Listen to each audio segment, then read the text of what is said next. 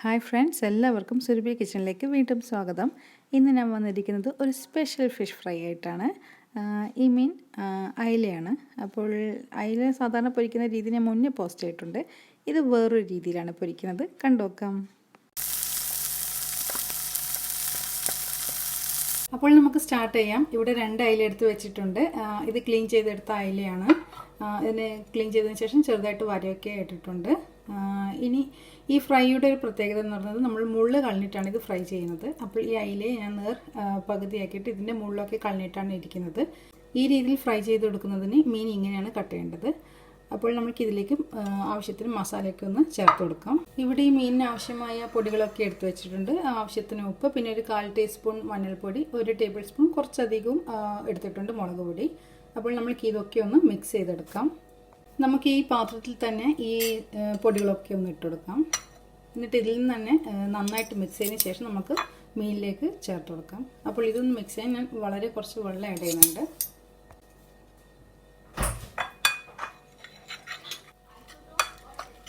ഇവിടെ ഇത് നന്നായിട്ട് ഞാൻ മിക്സ് ചെയ്തെടുത്തിട്ടുണ്ട്. ഇനി നമുക്കിതൊന്ന് മീനിൽ തേച്ച് പിടിപ്പിക്കാം. ഈ മീനിൻ്റെ എല്ലാ ഭാഗത്തും നമുക്ക് ഈ മസാല എത്തിക്കണം. അതുകൊണ്ട് സ്പൂണ് കൊണ്ട് നമുക്ക് ബുദ്ധിമുട്ടാണെങ്കിൽ കൈ കൊണ്ട് തന്നെ നന്നായിട്ട് ഈ മസാല ഈ മീനിൻ്റെ എല്ലാ ഭാഗത്തുനിന്ന് തേച്ച് പിടിപ്പിക്കാം. പിന്നെ ഈ മീനിനിപ്പം മുള്ളൊന്നുമില്ല, ഞാൻ മുള്ളെല്ലാം കംപ്ലീറ്റ് ആയിട്ട് എടുത്ത് കളഞ്ഞ്. അപ്പോൾ നിങ്ങൾ ശ്രദ്ധിക്കണം, മുള്ളെടുത്ത് കളയുമ്പോൾ മീൻ 2 പീസായി പോകരുത്. അങ്ങനെ ഇതാ മീനിനെ നന്നായിട്ട് മസാലയൊക്കെ തേച്ച് പിടിപ്പിച്ചിട്ടുണ്ട്. ഉപ്പും മഞ്ഞളും മുളക് പൊടിയും. അപ്പോൾ ഇതിതാ നന്നായിട്ട് എല്ലാം തേച്ച് കൊടുക്കും. ഒരു 5 മിനിറ്റ് ഇങ്ങനെ ഇരിക്കട്ടെ. ഇനി അടുത്ത ഐറ്റംസൊക്കെ കാണിച്ചു തരാം. ഇനി നമ്മുടെ മീനിന് ആവശ്യമായ ഇൻഗ്രീഡിയൻസ് ഒക്കെയാണിത്. ഉള്ളി ചെറുതായിട്ട് അരിഞ്ഞത്, പിന്നെ കറിവേപ്പില, മല്ലിയില, പച്ചമുളക്, 1 മുട്ട എടുത്തിട്ടുണ്ട്, പിന്നെ കുറച്ച് മൈദപ്പൊടിയും. അപ്പോൾ ഇവയൊക്കെയാണ് ഇനി അടുത്ത ആയിട്ട് വേണ്ടത്. അപ്പോൾ നമ്മുടെ മീൻ ഇപ്പോൾ 5 മിനിറ്റായി മാരിനേറ്റ് ചെയ്ത് വെച്ചിട്ട്. അപ്പോൾ നമുക്കിത് ഇങ്ങോട്ട് എടുക്കാം. ഇനി ഇതിലെങ്ങനെയാണ് ചെയ്യേണ്ടതെന്ന് കാണിച്ചു തരാം. ഇതിൽ നിന്ന് ഞാൻ ഒരു മീൻ അങ്ങോട്ടേക്ക് എടുത്ത് മാറ്റുകയാണ്. എന്നാലേ ശരിക്കും നമുക്കിതിൽ മസാലയൊക്കെ ഒന്ന് ചേർത്ത് കൊടുക്കാൻ കഴിയത്തുള്ളൂ. ഇതിനൊന്ന് അങ്ങോട്ട് മാറ്റാം. ഇനി നമ്മൾക്ക് ഈ മീനൊന്ന് ഇങ്ങനെ തുറന്ന് വെക്കാം. നമുക്ക് ആദ്യം ഇവയൊക്കെ ഒരു ബൗളിലേക്ക് ഇടാം. ഈ ഉള്ളിയും പച്ചമുളകും മല്ലിയിലയും കറിവേപ്പിലയും അരിഞ്ഞത്. അപ്പോൾ നല്ല പൊടി പോലെ അരിഞ്ഞെടുക്കാൻ നോക്കുക.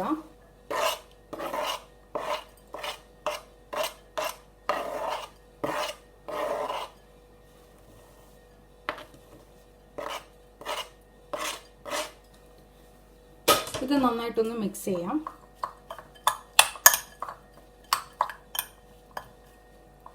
ഇനി അടുത്തത് നമുക്ക് ഈ മുട്ടയൊന്ന് നന്നായിട്ടൊന്ന് അടിച്ചെടുക്കാം. ഒരു സ്പൂൺ കൊണ്ട് നന്നായിട്ടൊന്ന് ബീറ്റ് ചെയ്തെടുക്കാം.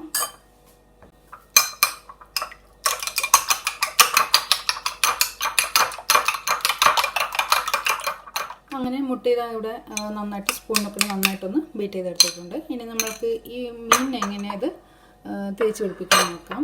ആദ്യം തന്നെ നമുക്ക് ഈ മിക്സ് ചെയ്തെടുത്തിരിക്കുന്ന ഉള്ളിയും കറിവേപ്പിലയും മല്ലിയിലയും പച്ചമുളകും ഒക്കെ ഒന്ന് ഈ മീനിൻ്റെ ഒന്ന് ഇട്ട് കൊടുക്കാം.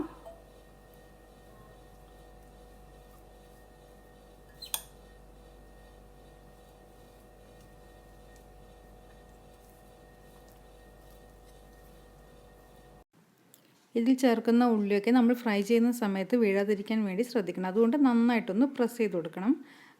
നന്നായിട്ട് പ്രസ് ചെയ്തതിന് ശേഷം ഞാൻ ഇതിലേക്ക് ചേർക്കാൻ പോകുന്നത് മുട്ടയാണ്. അപ്പോൾ നമുക്ക് മുട്ട ഇതിലേക്ക് കുറേശ്ശെ ഒന്ന് ഒഴിച്ചു കൊടുക്കാം. എല്ലാ ഭാഗത്തും ഒന്ന് കവർ ചെയ്യുന്ന തരത്തിലൊന്ന് ഒഴിച്ചു കൊടുക്കാം.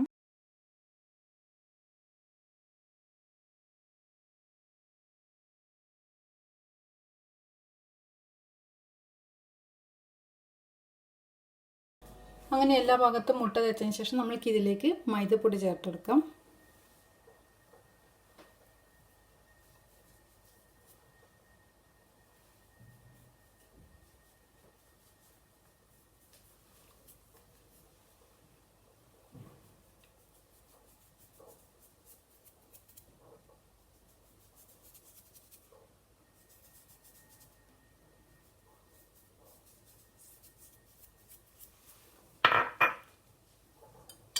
ഇനി നമുക്കിതൊന്ന് മെല്ലെ ഒന്ന് പ്രസ് ചെയ്ത് കൊടുക്കാം.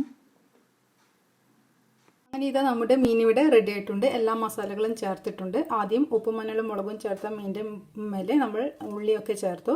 അതിനുശേഷം മുട്ട ചേർത്തു. പിന്നെ മൈദപ്പൊടിയൊക്കെ ചേർത്ത് നന്നായിട്ട് നല്ല സുന്ദരിയായിട്ടിരിക്കുന്നുണ്ട് നമ്മുടെ മീൻ. അപ്പോൾ ഇതുപോലെ തന്നെ നമുക്ക് മറ്റേ മീനും ചേർത്ത് കൊടുക്കാം. ഇനി ഇതൊന്ന് ഫ്രൈ ചെയ്യാൻ വെക്കാം. ഇവിടെ നമുക്കൊരു പാൻ ചൂടാകാൻ വെക്കാം. അപ്പോൾ ഈ പാൻ ഒന്ന് നന്നായിട്ട് ചൂടായതിനു ശേഷം നമുക്ക് ഇതിലേക്ക് വെളിച്ചെണ്ണ ചേർത്ത് കൊടുക്കാം. ഇവിടെ പാൻ നല്ലപോലെ ചൂടായിട്ടുണ്ട്. ഞാൻ വെളിച്ചെണ്ണ ഒഴിക്കുകയാണ്.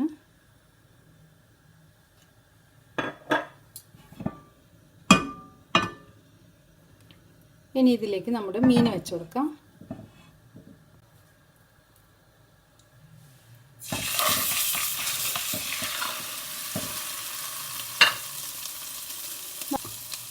ഇനി നമുക്ക് ഈ മീനിനെ ഒരു മീഡിയം ഫ്ലെയിമിലിട്ട് കുറച്ച് സമയം ആക്കിയെടുക്കാം. പിന്നീട് നമുക്ക് മീൻ കുറച്ചൊന്നായെന്ന് കാണുമ്പോൾ നമുക്ക് ഇത് തീ കുറച്ച് നന്നായിട്ട് ഫ്രൈ ചെയ്തെടുക്കാം.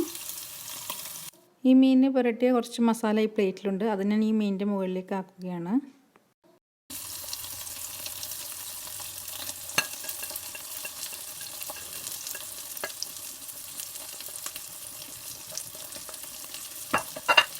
ഇവിടെ ഇപ്പോൾ മീൻ നന്നായിട്ട് ചൂടായിട്ടുണ്ട്. ഇനി നമുക്കൊന്ന് ലോ ഫ്ലെയിമിലിട്ട് ചെയ്യാം.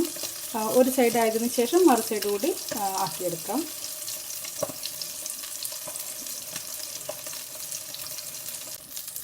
ഇനി നമുക്ക് ഈ മീനൊന്ന് പതുക്കെ മറിച്ചിടാം. ഇപ്പോൾ കുറച്ച് സമയമായി ഒരു സൈഡ് ആയിക്കൊണ്ടേയിരിക്കുന്നത്.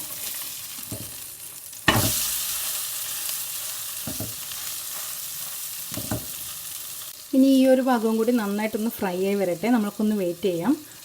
ഈ രീതിയിൽ നിങ്ങൾ ഇതുവരെ ട്രൈ ചെയ്ത് നോക്കിയിട്ടില്ല, എന്തായാലും ട്രൈ ചെയ്ത് നോക്കുക. എന്നിട്ട് കമൻറ്റ്സ് വഴി അഭിപ്രായങ്ങൾ അറിയിക്കാൻ നിങ്ങൾ മറന്നു പോകരുത്. അപ്പോൾ ഈ ഒരു ഭാഗം നന്നായിട്ട് ഫ്രൈ ആയി വരുന്നത് നമുക്കൊന്ന് വെയിറ്റ് ചെയ്യാം.